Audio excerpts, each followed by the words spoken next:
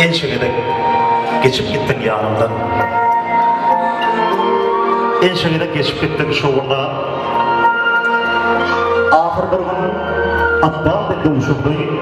Bölüp baktım eğilim de keteni. Aynı onda dövüşün atladı orada. Ama dövüşümüz şeklinde kötü. Benim karşımda çıktı bir bitter. Dağ verip kıymata tıpkıtı getir. Sıntınup geliyenler yeniden gitti. Yöne de dönmedik. Gitmedik şimdi. Şehir yenemedi dövüşümler. Bir gün dövüşümün altında gelenler beni entelip de bağları yerdi.